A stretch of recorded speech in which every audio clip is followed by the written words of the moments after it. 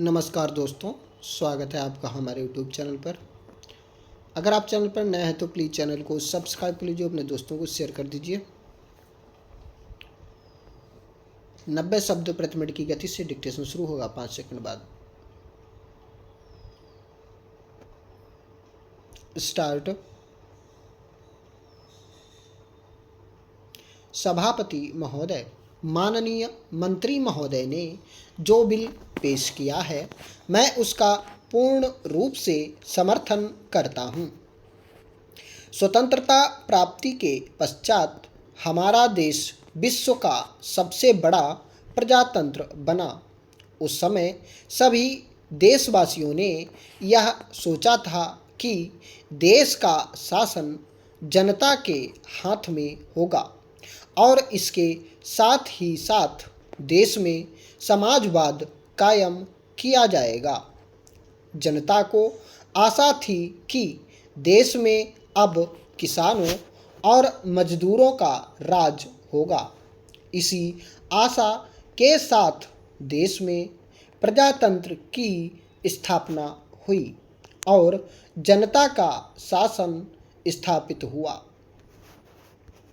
महोदय, मुझे दुख के साथ कहना पड़ रहा है कि स्वतंत्रता के 50 वर्षों के बाद भी हमारे देश में आम जनता को मूलभूत आवश्यकताएं उपलब्ध नहीं हो पा रही हैं। देश में बेरोजगारी दिन प्रतिदिन बढ़ती जा रही है। हमारे नवयुवकों में इससे बड़ा असंतोष है। आज भी हमारे देश में ऐसे कई गांव हैं जहां लोगों को पीने का पानी नहीं मिलता है। आज भी देश में लाखों लोग बेरोजगार हैं। आज भी लाखों की संख्या में ऐसे किसान हैं जो गांव में बसे हुए हैं और जिन्हें अपनी मेहनत का पूरा पैसा नहीं मिलता है। देश में हजारों ऐसे लोग हैं जो अपने पुश्तैनी धंधों पर निर्भर करते हैं, लेकिन आज भी वे बेकार पड़े हुए हैं। उनको अपने काम के प्रति कोई प्रोत्साहन नहीं मिल रहा है। हमारे देश में विभिन्न योजनाएं बनती हैं, लेकिन इन समस्याओं के समाधान के लिए कोई कार्रवाई नहीं की जा रही है। सभापति महोदय, अब मैं कुछ रेलवे के बारे में कहना चाहता हूँ। मैं आपसे निवेदन करना चाहता हूँ कि मुझे अधिक समय दिया जाए, क्योंकि मुझे बहुत सी बातें कहनी हैं। कुछ समय पूर्व रेलवे मंत्री जी ने जिन परिस्थितियों में अपना काम संभाला, वे बहुत ही कठिन परिस्थितियां थीं। पिछली सरकार ने रेल की व्यवस्था को बहुत खराब कर दिया था। इसके बावजूद रेलवे मंत्री जी ने जो सुधार किए हैं, मैं उनको इसके लिए बधाई देना चाहता हूँ। देश उस समय बड़ी कठिनाइयों में से गुजर रहा था। सूखा पड़ने के कारण लोगों तक आवश्यक वस्तुएं नहीं पहुंच पा रही थीं। ऐसे समय में रेलवे ने लोगों तक आवश्यक चीज़ों को समय पर पहुंचाया, जिससे कि जनता को अधिक परेशानी का सामना न करना पड़े। मैं यह भी बताना चाहता हूँ कि देश के ऐसे क्षेत्रों में जहाँ पीने के पानी का बहुत अभाव था, वहाँ पर भी रेलों द्वारा पीने के पानी को पहुँचाकर लोगों को राहत पहुंचाई गई। महोदय, मैं मंत्री महोदय को एक बहुत ही अच्छा बजट पेश करने के लिए भी धन्यवाद देना चाहता हूँ। यह एक आम जनता को राहत पहुँचाने वाला बजट है और इस बजट की सारे देश में प्रशंसा की गई है। मंत्री महोदय ने रेलवे में बढ़ते हुए भ्रष्टाचार को समाप्त करने के लिए भी आवश्यक कदम उठाए हैं।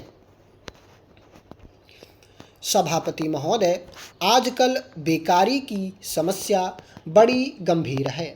आज हम देखते हैं कि किसी घर में तो कई आदमी रोजगार में लगे हैं, लेकिन किसी आदमी के पास शिक्षित होने के बावजूद कोई काम नहीं है। बहुत से लोग काम करना चाहते हैं, लेकिन वे खाली बैठे हुए हैं।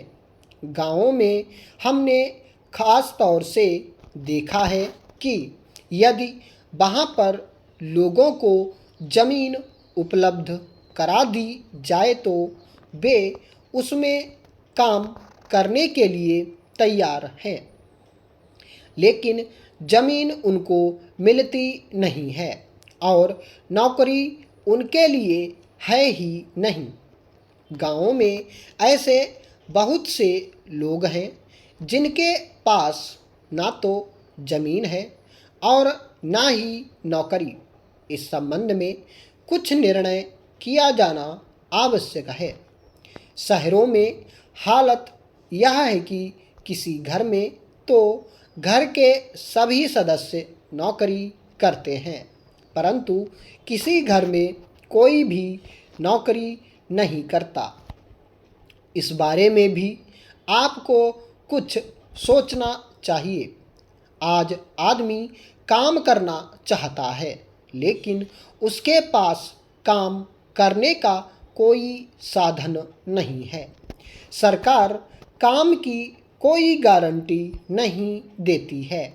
ऐसा कोई काम नहीं है जिसे सब कर सकें। ऐसी स्थिति में क्या सरकार कह सकती है कि कोई आदमी भूखा नहीं रह सकता?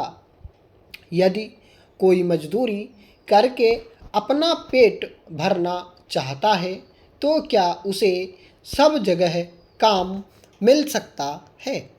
ऐसी गारंटी हमारी सरकार हमें अभी तक नहीं दे पाई है।